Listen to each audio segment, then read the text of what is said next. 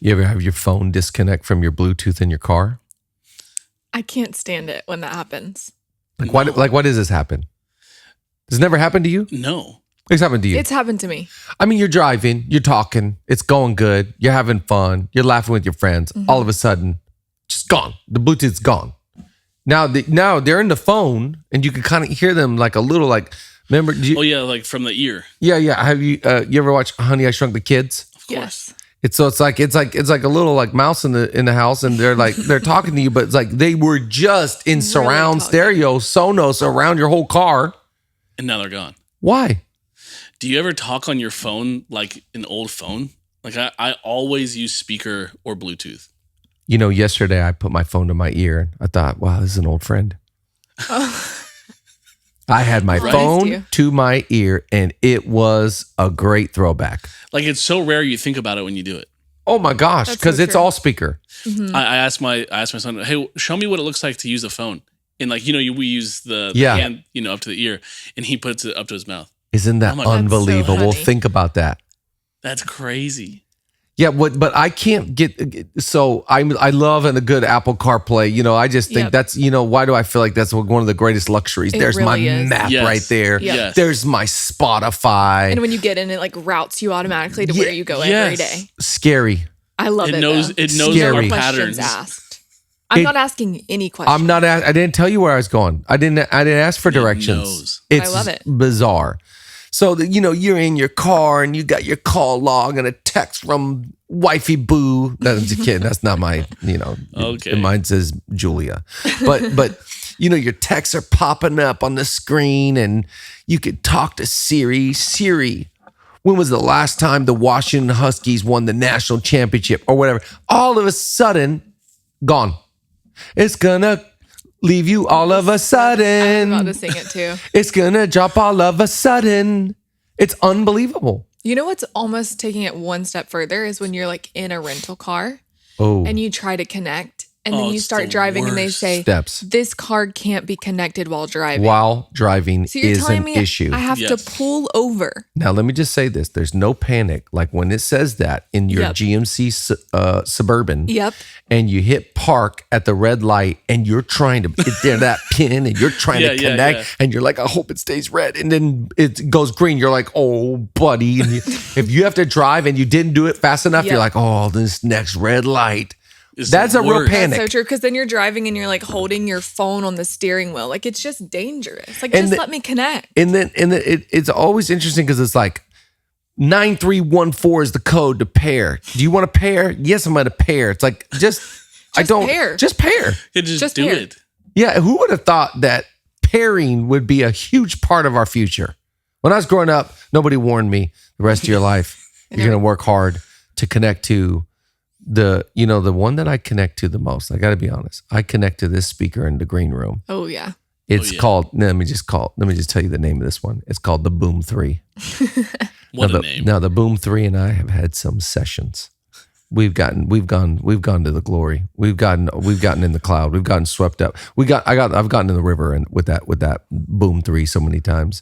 I mean, I've been with the Dove. I've been with the elevators. I've been with I get in it with this thing. Now, Boom 3 ended up in my bag. Mm-hmm. Oh, I had to deliver Boom 3 back to Madi today. I go, I don't know who put Boom 3 here in the duffel, but the duffel got Boom 3. The Boom 3 stays in the room. It doesn't leave. Yes. Some Quentin put.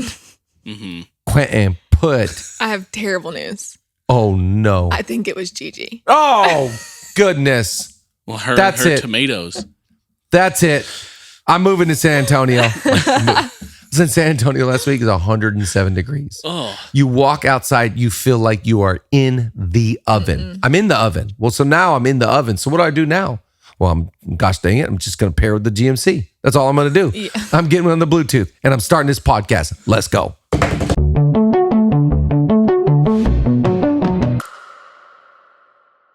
What's going on, everybody? What's going on, party people? It's the fall.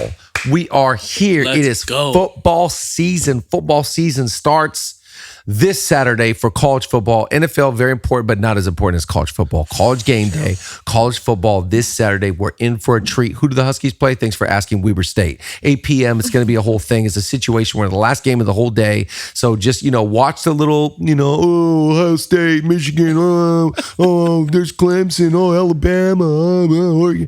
But the real game of the whole day is going down at 8 p.m. So all you East Coast leaners, stay up till 11. Get a cup of coffee because the Washington Huskies, the Bow Wow Wow Yippee Yo Yippee Yays are going on at 8 p.m. against Weber State. What's the over-under? I don't know. I'm not a betting man. Anyways, we're back here at Leadership Lean In. I'm fired up. We're recording today on a Monday.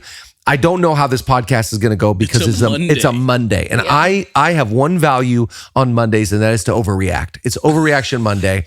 I'm very emotional. I don't really know what's up from down. I'm kidding. I feel scale of 1 to 10, I'm at a 3. So welcome to our podcast. We are a small nation. Our government's still forming, but we are a leaner nation. We're developing as leaders. We're trying to get as good and as progressive progress as promised, building healthier, stronger together. So thank you for being a part of our tribe, our community. Our obsession is trying to learn, trying to grow, trying to get better. We don't have all the answers, but we have a ton of questions. Yeah. So thank you for being on the journey. Hit subscribe right now. Subscribe to this channel and let us know where you're leaning in from and where you're going to be watching Weber State get absolutely demolished from this Saturday. Okay, everybody knows I love bars. I'm a big bar guy. Just bars are my life. But the number one bar, I'm just telling you right now, the number one bar in the world, the number one bar I consume and I crush, it's Mosh. They're unbelievable. These things, have you had the peanut butter one? Yeah, it's really good. I'm just glad we mentioned it's a protein bar, not like a bar. Okay, well, yes, it's a protein bar. And I gotta say, shout out to Maria and Patrick who are just crushing the protein bar space. Yes. And this one is by far the best one out there, and it's not even close.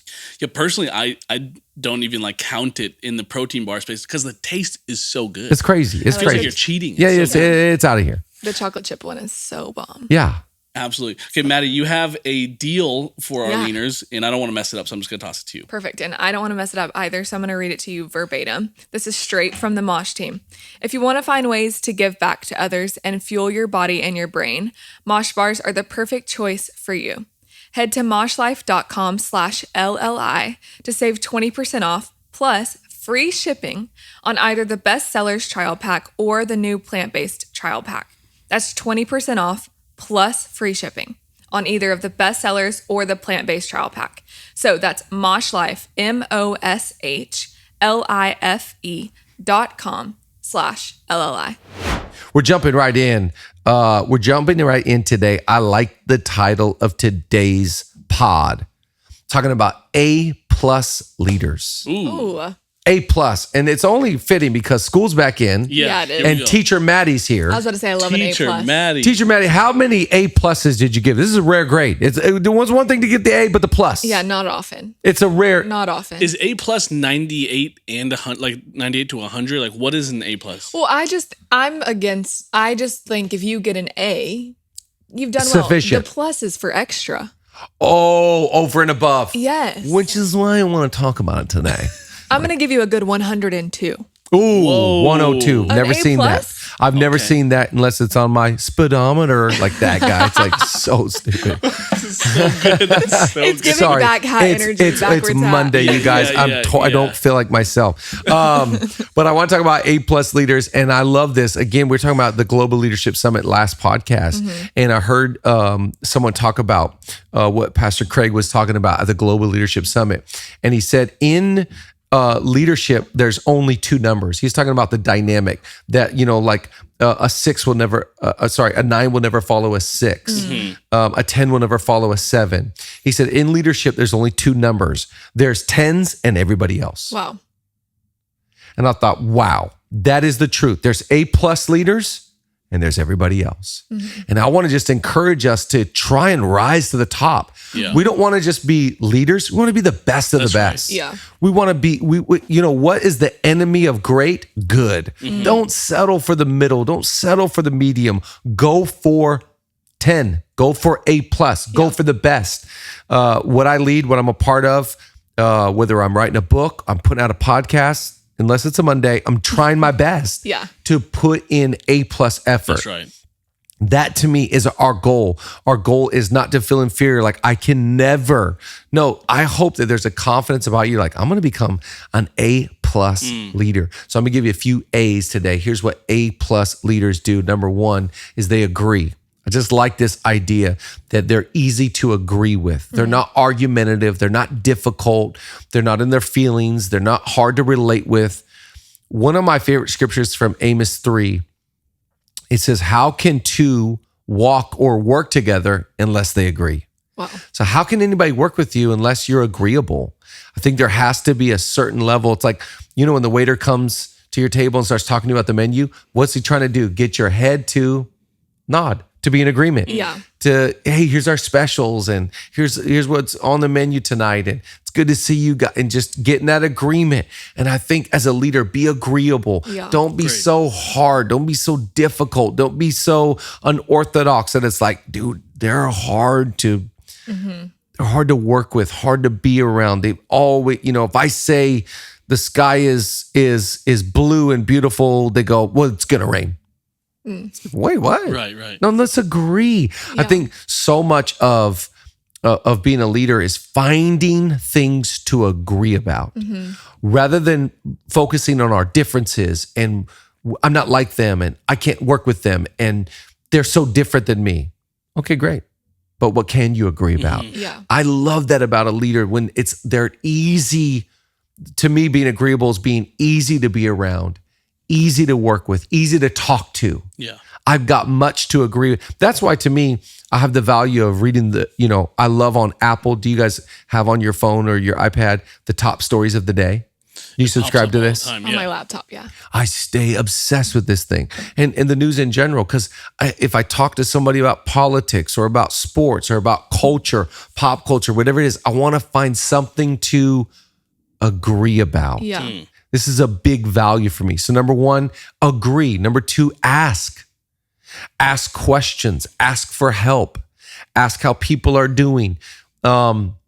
The problem with a lot of leaders is they're so impressed with their own opinion. Yeah. They're just enamored with, they love the sound of their own voice.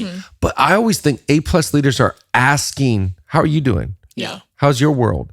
How's things going with you? So let me just ask you, does your Bluetooth ever drop? Yeah. It does. All the time. Yeah. Do you know what Bluetooth is, Nate? He hesitated there for a minute. No, I'm sorry. You're still learning. Yeah, I use an aux cord. But let me ask you a question. When you go to a dinner, do you ever consciously think in your brain, I want to ask more questions than the other person or the other couple? Yes, I was about to say it. When I was in college, I had this mindset where I was like, the smartest person in the room is the one who's asking the most questions. That's right. Yeah. Because then it's like, it's an opportunity to learn. It's an opportunity to know more. It's an opportunity to connect.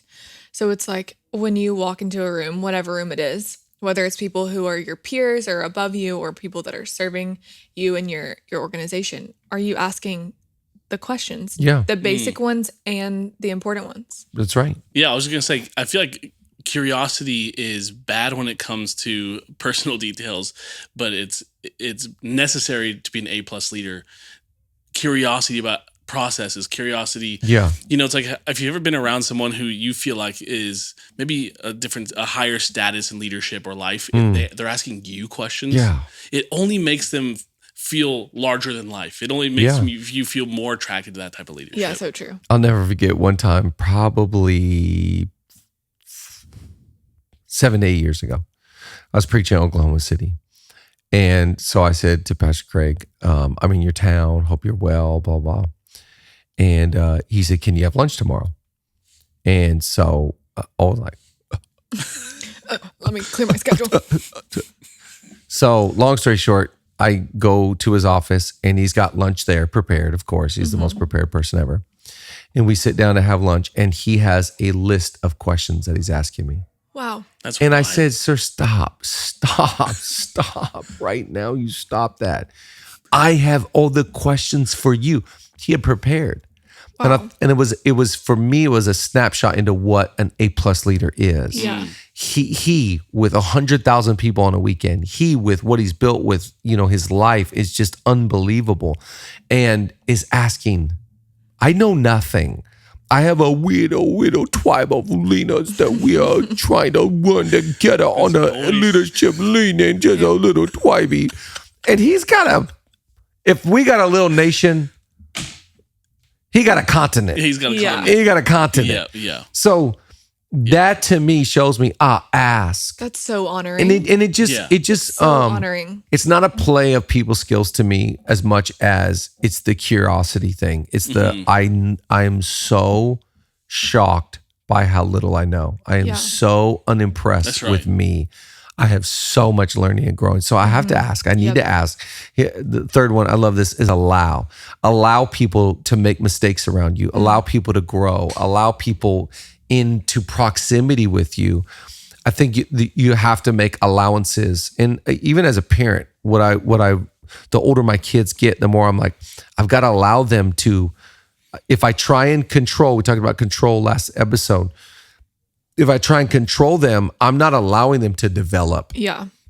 I'm not allowing them to fail forward. And so I think when we talk about allowance, did you ever have an allowance growing up? Yeah. It's like, let's say you get $10 a week or $5 a week or whatever it was, and then you're going to spend that. I think you got to have an allowance. That's good. Allowance for people to be around you, allowance for people to fail around you. If you're going to be so stuck in the mud and a perfectionist or demanding, which is it's a tension there, because you want to be great, you want to accomplish, you want to charge the hill, you want to do great things. And I love that ambition. But the problem with ambition, if it's not harnessed, if it's not arrested, if it's not matured, what happens is you will not allow people that close to you. Yeah. And what I find also is you not allow people to make mistakes. Yeah. This is a big deal in leadership. I was just thinking, I feel like to allow people to make mistakes in your life, another word for that would be to have grace for people. Yeah. You've got to, as a leader, keep yourself in check, right? Am I healthy enough to give people grace? Yeah. Because sometimes I think about the times in my life where I maybe haven't been super healthy. Yeah. And I'm like, wow, I was not graceful at all then, or able to extend that. What would you say were some things you do? Yeah, I always think there's a couple things. Number one, if I can recognize that I'm not being gracious or graceful to people, I know that the number one thing is I'm tired. Right. I need to sleep. I need to drink water. I need to get my soul back. Yeah. My soul is depleted. So I want to be strong enough. Because I know that if I'm not making allowances for people, something's wrong with me, not them. Mm-hmm. It's not a them issue. Mm-hmm. They're going to fail like I fail. They're going to fall short like I fall short. So I always think, great leaders to me have the ability to go, I can relate with your failure and your mistake here because I've also made a ton of mistakes. So the first thing is I got to get strong and healthy. And the next thing is that I've got to, this is so good. Jesus says, when you pray, Father, forgive me my sins as I forgive others. So the more that I am in full view of the allowances that I currently need from my team, my family, my spouse, I need so much allowance because I'm under construction. I'm a work in progress. Yeah, that's great. So then I'm like, wait, how come I can't give away what I'm asking? Yeah. And that's my thing about leadership. So much of leadership is sowing and reaping. Mm-hmm. Yeah, you're going to reap what you sow. That's right. And what's crazy is you're going to reap it later. Yeah. So just remember, if you're rebellious to your oversight now, when you're an overseer, don't be shocked if you've got rebellion because you're going to reap what you sow. Mm-hmm. To me, one of the questions I've been asking my boys is, how do you want to show up? Wow. How do you want to show up to practice? How do you want to show up to church? How do you want to show up to school? Do you want to show up prepared? Do you want to show up excited? Do you want to show up with a good attitude? And it's kind of leading me to ask myself that question. How do I want to show up? Yeah. I want to show up not just sharp or prepared or unless it's a Monday. I want to show up that, but I also want to show up with margin. Yeah. That's great. It's a scripture I love in Isaiah. It says, "Woe to you who build house to house and field to field until there's basically no margin in the world and you have no pleasure in it." What it's saying is your life is so slammed, your world is so slammed, and then when somebody does make a mistake, you cut. There's no room for it. Wow. And I think, thank God for the people that have given you a third, fourth chance. Thank God for the people that have kept taking a risk on you. Thank God for the people that, didn't quit on me. And so to me, an A+ leader doesn't go, this is Jesus. To me, why is he the greatest leader? He gets up out of the grave and he goes by the shore and makes some breakfast and says to Peter, "Pete, what you doing?" And he hears it and he goes, "Oh my gosh, that's him." Yeah. And he swims back to him. He's not afraid of him. Yep. He swims back. And what does Jesus do? Go, "Hey, you made a mistake. Hey, go feed my sheep." Yeah. Yep. That's allowance. That's A+. Rather than cutthroat. I just don't believe in cutthroat leadership. What about allowances for yourself? Like I think the hardest people to forgive is yourself. Yeah. Do you have a measure or a check for personal allowances, or are you harder on yourself? Or what's so funny is this might sound wild. Julia's much harder on herself than I am. Mm-hmm. She's a perfectionist on the Enneagram. She's hard on herself. Yeah, she's a perfectionist. She's hard on herself. And I'm always like, I'm not even close to that hard on myself. I make a mistake and I'm like, "Hey, slugger, you didn't mean that. Better luck next You're time. going to kill it." Your intentions I'm are letting, good. from inside out too, I'm letting Joy drive that, ship. Yeah. I'm not, Yeah. I don't deal with shame, ridicule, condemnation like some people naturally do. Yeah. So to answer your question, I give myself allowance because I just know nobody's perfect. That's good. And I think that how can I improve if I'm just sitting in my shame? Yeah. I gotta build. I gotta keep going. Here's the next one: avoid. And I think avoidance is such a big deal. A A+ leader to me avoids drama, avoids messes, avoids chaos. How about this one? Avoids the appearance of evil, avoids compromise, avoids. One of my favorite proverb is, this is so good. A prudent man or woman foresees evil and hides themselves. Wow. A simple one keeps going, and the Bible says suffers the consequences for it. So let's translate. A prudent person sees they're going to hurt me. That's not smart. This is not wise. I shouldn't go there. They're going to contaminate. Nope. And hides themselves. Simple one keeps going and goes, "Yeah, I don't need to avoid it. Yeah. I'll be fine. Wow. I'm good. I'm strong enough." I don't think you are. I don't think it's smart. To be A+, there's a lot you need to avoid. In other words, there's not a lot you need to say no to. Yeah. I got to say no to going out, or I got to say no to fill in the blank for the things you need to avoid. There's a great reminder Paul gives to Timothy, and he says, "Do not stir up your youthful lusts." Think about this thought. So he's saying when you're young, you have all these passions and desires and lures. He says, keep them dormant. Avoid them like the plague. Wow. Avoid them like they'll destroy your life. Yep. I like this because he's saying to this young leader, if you're going to be A+, it's going to be because you avoid the wrong stuff. And I think that, I'm using a lot of scripture on this podcast today because this just, I think all of leadership comes from there. I love this thought. Don't have feet that are swift to run to evil. That's right. Have feet that run from it. Avoid, resist, get out. Man, we're all like, "Man, Adam's so dumb. He should have ran from Eve." Homie, get out of here. You can't even connect to your Bluetooth. You don't even know how to pair. Get out of here, bro. You don't even know what you're talking. You don't even know how to spell boom 3. Get out of here. You got to avoid. And I think, it's all through life and leadership. And I'm trying to teach my boys at a young age, even talking to them about who'd you play with today? How'd it go? Yeah. What are they talking about? What are they about? Discerning between good and evil, discerning between right and wrong, being a person of discernment and then seeing it and going like, well, if that's wrong and that's bad and that's going to hurt me, I'm going to avoid it. Yeah. Big deal. Yeah, I think you've said this, or we've said a ton of times. The more responsibilities, the less rights. That's it. in acknowledging that, being self-aware of that.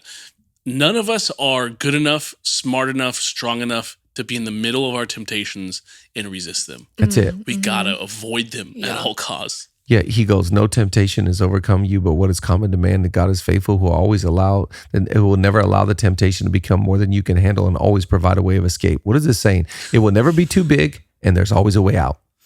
That was amazing what you just did right there. I was like, wow. That's 1 Corinthians 10, and it's just, it works every time. Yep. Because the lie is, I couldn't handle it. No. Yep. You could. You just got to run. Right. While the window's there. Yeah. Here's the last one. Number 5, admit. We A+ today.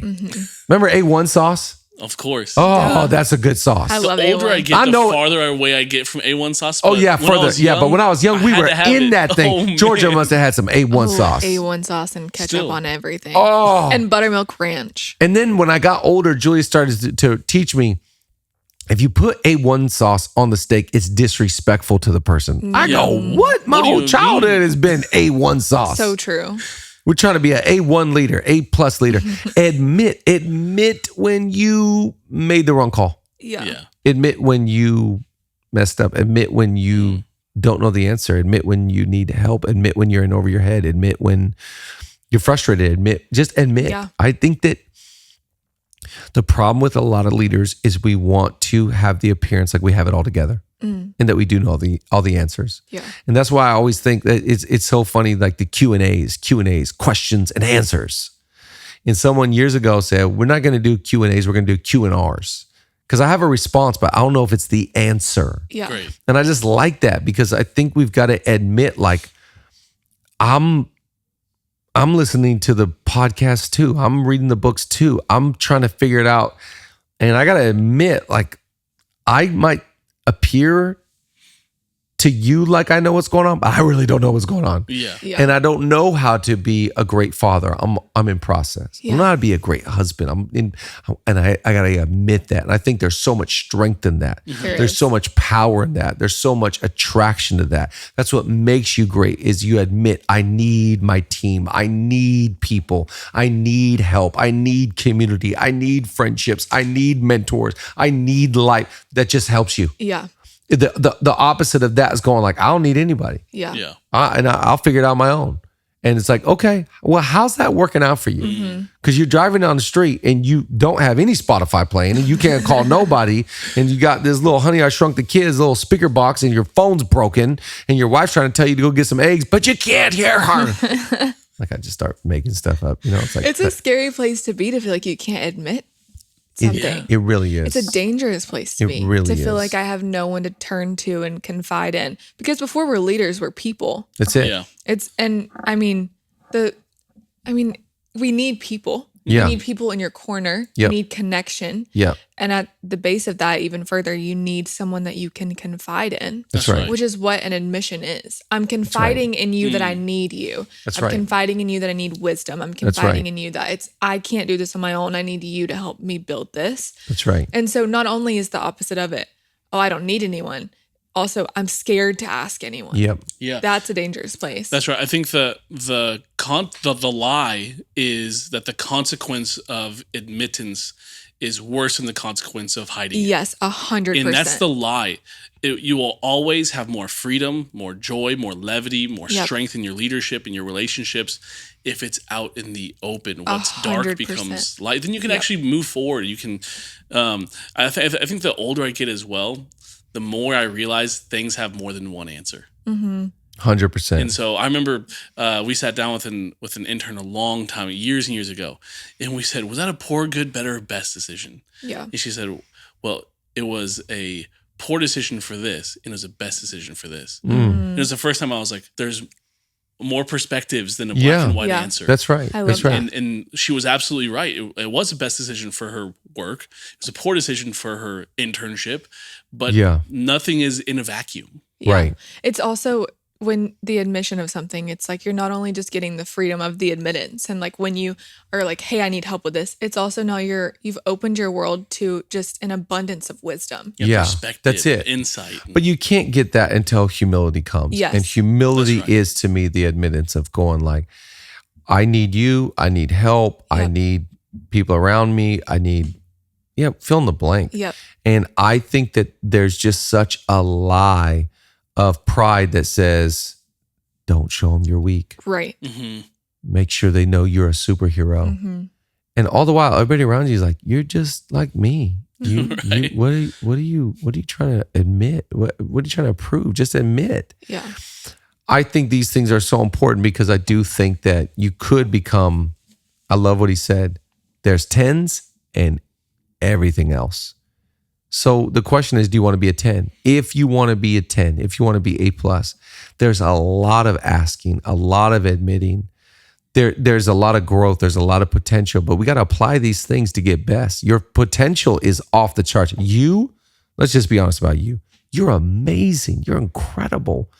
You're a leader of leaders. Your ceiling is so high. It's kind of ridiculous how great you could become, but none of those things could develop in your life without some of these key pillars of leadership being applied and true in your life. So stop listening to the lies that shame and condemnation and guilt have been telling you and start walking in a more powerful truth. We love you. We'll see you next time.